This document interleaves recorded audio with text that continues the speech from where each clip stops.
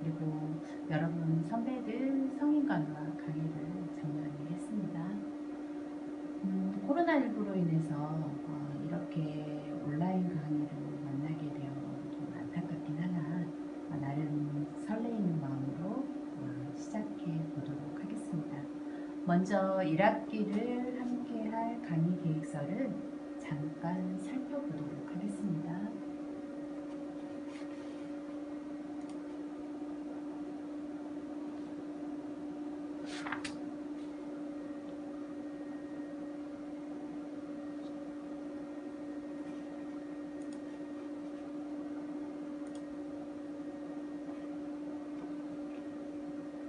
국제간호의 개요는 1학점이에요. 1시간씩 저를 만나게 될 거고요. 먼저 학습 목표를 보도록 하겠습니다. 인간의 존엄성, 인권, 그리고 문화적 다양성을 존중하는 실무를 제공할 수 있다. 그리고 국제간호 리더십 함양을 위한 다양한 전략을 이해할 수 있고 국제보건을 다루는데 협력의 중요성을 설명할 수가 있고 그리고 MDGs, SDGs에서 국제보건개발 관련 목표를 설명할 수 있다를 학습 목표로 잡았습니다. MDGs는 이제 뒤에 저희가 같이 공부를 할 건데 새천년 개발 목표라고 하고요. SDGs 같은 경우는 지속 가능한 발전 목표라고 해서 좀 이따가 두 가지를 같이 한번 비교해서 잠깐 보여드리도록 하겠습니다. 이제 평가 방법은 중간이 30점, 기말 30, 출석 20, 그리고 기말고사쯤에서 제가 레포트를 내드릴 거거든요. 그게 한 20%에서 평가가 될 거고요. 교재를 보게 되면 미리 이제 공지가 나갔겠지만 국제한인간호재단에서 나온 국제간호가 주 교재가 되겠고요. 부교재로는 은학사에서 나온 국제간호 그리고 포누스 출판사에서 나온 국제간호를 부교재로 해서 제가 수업을 진행을 하면서 시간이 조금 허락된다 하면 그 책들에게서 저희들이 좀 알아두면 좋을 것 같은 부분을 제가 선택을 해서 학생들에게 또 전달을 해드리도록 하겠습니다. 개인 과제는 레포트가 되겠고요. 주제는 제가 차후에 다시 알려드리도록 하겠습니다. 지금 이제 주별 강의 내용을 보게 되면 첫 번째, 첫 주에 1주 때 간호의 세계화에 대해서 공부를 할 거고 오늘 이제 공부를 하게 될 거고요. 둘째 주에는 국제간호 리더십 개발과 네트워킹 그리고 이제 셋째 주에 3주째 저희가 이제 만나게 될 건데 그때는 국제보건과 국제개발 협력 사업의 사례에 대해서 공부를 하고요. 그때 국제보건 간호 역량 측정을 하게 될 건데 설문지로 해서 여러분들의 어떤 역량이 어느 정도 되는지 보도록 하겠습니다. 4주째 세계화 건강 국제보건 그리고 건강 형평성과 건강 결정인자에 대해서 공부를 하고 다섯째 주에 국제보건과 SDGs 아까 제가 SDGs는 지속가능한 발전 목표라고 말씀드렸죠. 거기에 대해서 공부를 하게 될 겁니다.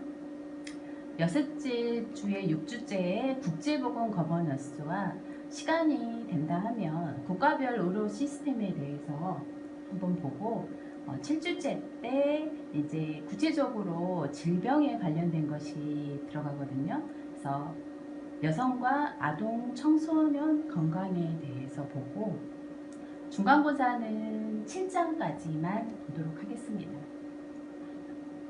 9주째 때 감염성 질환에 대해서 이제 살펴볼 건데 지금 이제 코로나19가 여기에 이제 포함이 된다고 할 수 있어요.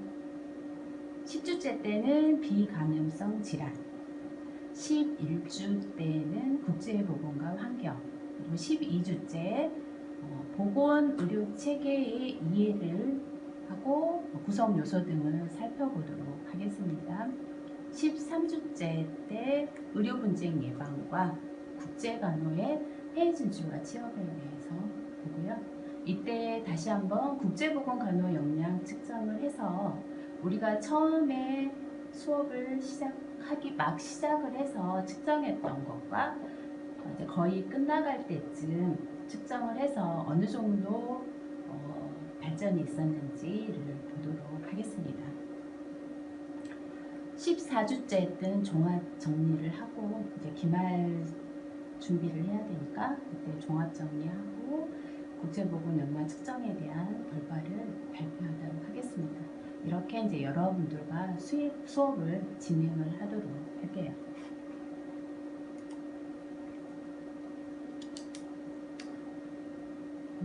유니트 1로 이제 크게 네 가지로 나눠지는데 첫 번째로 이제 국제간호의 EM 실제에서 1장의 간호의 세계화에 대해서 공부를 할 건데요. 오늘 학습 목표는 국제간호와 국제간호 역량을 정의할 수 있다. 그리고 전문직 간 국제보건 역량의 특성을 설명할 수 있다. 간호사에게 필요한 국제보건 역량과 태도의 우선순위를 설명할 수 있다. 이렇게 학습 목표에 맞춰서 공부를 해볼게요. 지금 저희가 이제 국제간호를 공부를 하게 될 텐데 21세기 들어서 국제간호나 국제보건 문제에 대한 관심이 늘고 있어요. 그래서 무역이 활발해지고 그리고 국가 간 이동이 자유로워지면서 여기에는 여행도 이제 포함이 될 건데 에이즈나 뭐 에볼라 몇 년 전에 크게 또 문제가 됐던 메리스, 뭐 사스 최근에 저희가 지금 동영상 강의로 만나고 있는 또 이유가 코로나19 때문이잖아요. 이런 코로나19 같은 감염성 질환 그리고 미세먼지, 도시화와 오염으로 인해서 발생하는 이러한 건강 문제가 한 국가에만 나타나는 게 아니고 국경을 넘어서는 거죠. 그래서 처음에 코로나19가 중국에서 발생이 됐는데 이게 중국만의 문제가 아니라는 겁니다. 개별 국가 문제에서 전 세계적인 문제로 확대 변화되고 있는 겁니다. 그래서 이러한 시점에서 우리가 국제간호 또 국제보건을 공부를 한다는 게 피부로 와닿기 때문에 얼마나 다행인지 모르겠습니다. 일단 지금 바이러스 최전선에서 간호사가 선별진료소에서 어떠한 하루를 보내고 있는지 영상을 준비를 했으니 잠깐 보도록 할게요.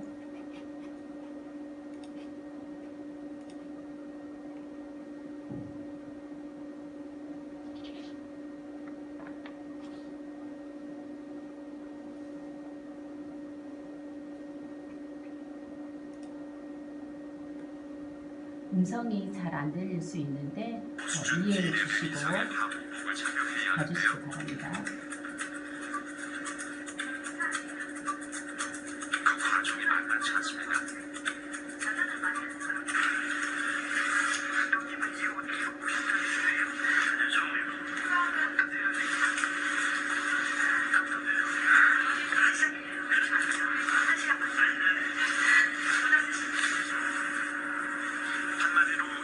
증상이 심한 의심 환자를 보냈고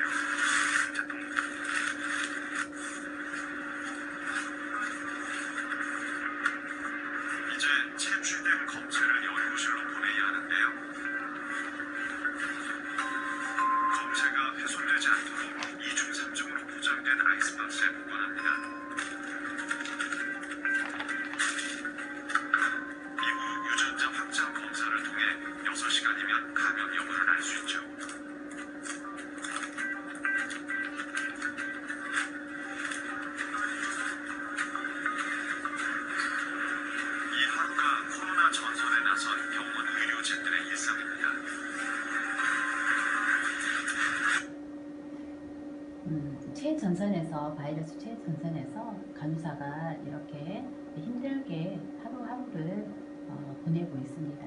하지만 뭐 힘들긴 하겠지만 또 저희들이 봤을 때도 자랑스럽기도 하죠. 자, 국제 간호의 정의를 한번 봐볼게요. 국제 간호라는 것은 온 인류와 지속 가능한 건강과 평등을 증진하기 위한 근거 기반 간호 과정을 활용하는 것이라고 정의를 내릴 수가 있습니다. 국제 보건하고 국제 간호하고 좀 개념이 헷갈릴 수가 있는데, 국제 보건이라는 것은 국가 간 경계를 넘는 보건 문제를 다루는 것으로 정의를 내릴 수가 있어요. 그렇기 때문에 국제 보건이 큰 틀이라고 하면 그 틀 안에서 어떠한 간호 과정을 활용하고 행위를 하는 것을 국제 간호라고 할 수 있겠습니다. 이 국제 간호는 개인 및 인구 집단, 간호 실무, 그리고 연구, 교육, 리더십, 부모와 정책상 이런 것들을 포함을 하고 있고요. 인간 존엄성 그리고 인권과 문화적 다양성을 존중하는 것을 의미를 하고 있습니다. 이렇게 국제 간호의 중요성이 나타나는 것은 세계화 시대로 국제보건 문제 해결을 위한 국제사회의 공동 책임과 협력적 문제 해결의 중요성이 증가를 하고 있기 때문이고요. 그리고 프레넬이 2010년도에 랜시 보고서에서 국제보건 역량 개발을 위한 교육 과정과 훈련의 필요성을 제안을 했습니다. 그리고 2011년 GANES, 이거는 캐나다, 호주, 뉴질랜드, 남아프리카 간호교육협의회거든요. 이 협회에서 간호인력 교육에 투자를 강조를 하였습니다. 그리고 간호사의 어떤 역할이 어느 때보다 중요하게 여겨지고 있는데, 헤그베리는 2004년도에 간호사의 역할이 여성 교육 수준을 향상을 시키고 빈곤 감소, 그리고 모성 사망 관련 사회 여건 향상 등의 개선, 그리고 보건 의료 체계와 사회적 체계 연계, 타당하고 경제적으로 용이한 연구 도구의 설계와 측정의 범위까지 간호사의 역할이 확대될 것이라고 강조를 하였습니다. 또한 국제 간호는 간호사의 그 윤리적 책임과도 일관되는 것으로 건강은 인간의 기본적인 인권을 의미를 하고요. 그리고 모든 보건의료 서비스는 윤리적, 그리고 문화적, 재정적, 지리적 제한 없이 필요한 보건의료 서비스에 접근할 수 있어야 합니다. 그래서 국가의 경계를 넘어서 보건의료 서비스가 적용이 돼야 되고요. 국가 간의 건강 불평등으로 현실에서 간호사에게는 보다 적극적인 개입의 책임이 요구되고 있습니다. 그리고 ICN에서 간호사는 인간의 건강 증진을 궁극적인 목적으로 하고 있고, 사회 취약 계층에 대한 모든 사회적 정의를 구현하기 위한 책무를 가진다고 했습니다. 그래서 이때 지속 가능한 발전 목표를 지지를 하고, 세계화와 국제사회의 공동 노력에 참여하는 전문직 역량을 개발하고 전 세계인의 건강과 안녕 증진에 기여할 수 있는 간호 전문직의 책임을 강조를 하게 됩니다. 여기에서 이제 지속 가능한 발전 목표, 아까 앞에 제가 한번 언급을 했었는데 SDGs 여기에 대해서 잠깐 개념을 보도록 하겠습니다.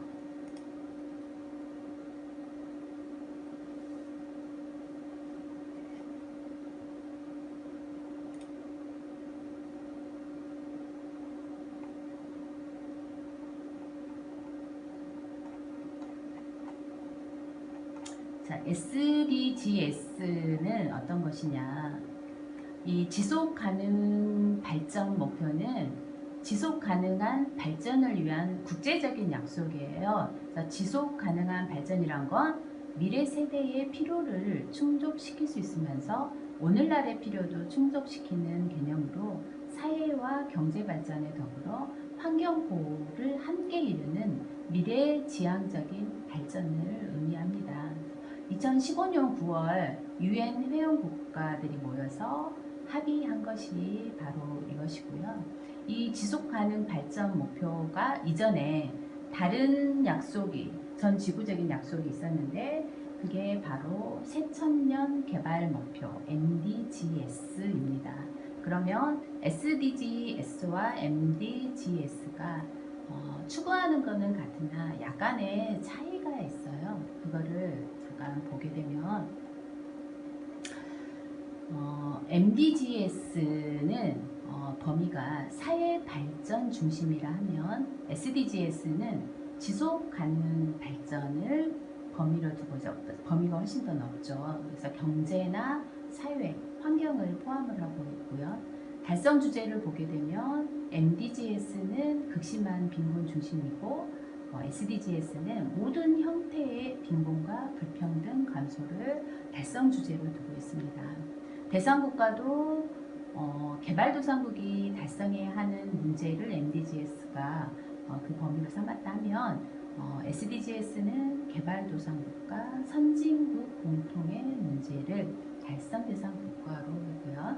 그 재원 마련 같은 경우도 SDGs가 훨씬 더 다양하고 감시와 모니터링에서도 MDGs는 자발적으로 이행을 유엔에 보고하고 그리고 SDGs는 유엔이 주도해서 각 국가의 보고를 공고를 하고 있습니다. 그래서 ODA가 이제 뒤에 또 한번 나올 건데 공적 개발 원조 이 ODA라는 건 뉴스에서 한 번씩 또 들어보셨을 거예요. 뭔가 했죠. 이 공적 개발 원조라는 거는 빈곤 퇴치 및 경제 사회 개발을 위해서 국가의 세금으로 개발도상국을 돕는 원조를 뜻한다는 것을 알고 계시면 될 것 같아요.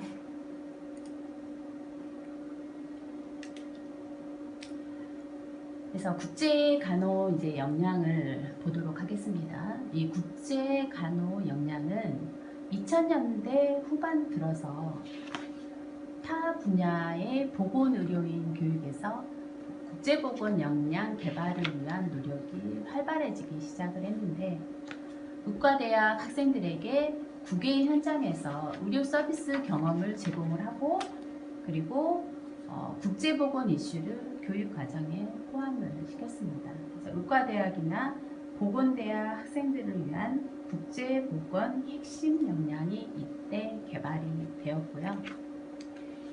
2012년도에 미국의 간호학 교수들이 간호대학생들을 위해서 국제보건 핵심 역량을 처음으로 발표를 했는데요. 6개의 하부 영역과 총 30개의 역량 개발이 필요하다 해서 제시를 하였는데 6개 하부 영역만 잠깐 보게 되면 국제사회의 질병 부담, 그리고 이민, 여행, 이동이 건강에 미치는 영향, 건강의 사회적, 환경적 결정인자와 건강과 보건의료의 세계화, 그리고 자원이 부족한 환경에서의 보건의료, 인권과 개발 자원으로서의 건강 이렇게 6개의 하부 영역을 발표를 했습니다. 그래서 영역 6가지가 있고 역량이 30가지 있는데 이 역량은 한번 책에 다 나와 있거든요. 한번 읽어보시길 바랍니다. 두 번째로 이제 국제간호 역량을 받고 국제보건 역량을 볼게요. 세계화 추세로 범 분야에서 의존도가 높아졌고요. 보건 분야에서 건강 불평등과 전염성 및 비전염성 질병의 해소, 그리고 의료인력 역량 강화 등의 보건의료 문제를 해결하기 위한 국제사회의 공동의 노력이 강조가 되면서 국제화 역량 개발이 필요하다는 인식이 확산이 되었습니다. 잠깐 세 가지를 살펴보면은 세계보건기구에서 2009년에 MDGs 달성을 위한 전략으로 간호사와 조산사 교육의 국제적 표준을 제시를 하였고요. 미국 보건대학 협의회에서는 국제보건 역량을 인구 집단의 건강과 안전 그리고 안녕 증진을 위한 주요 역량을 강조하면서 7개 영역과 36개 보건 역량 개발을 위한 교육체계 모형을 발표를 하였습니다. 그리고 CUGH 교육위원회, 미국 교육위원회인데 여기에서는 12개 국제보건 공통 역량으로 질병 부담이나 건강의 사회적 환경적 결정 인자 등 이러한 것들을 제시를 하였습니다. 네, 세 번째로 전문직 간 국제보건 역량을 살펴보도록 할게요.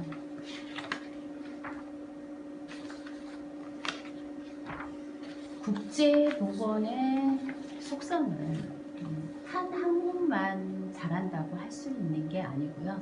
다학제적 협력을 포함을 하고 있습니다. 그래서 세계보건기구는 이를 전 세계 건강 수준 향상을 위한 중요한 전략으로 강조를 하고 있는데요. 최근에 CUGH에서는 좀 전에 나왔죠. 교육위원회에서는 전문직 간 국제보건 역량을 단계적으로 제시하는 전문직 간 국제보건 역량을 발표를 했는데 아직 2015년도에 발표를 했는데 아직 이를 위한 실제적인 교육과정 운영에 대한 실제는 보고된 바가 없습니다.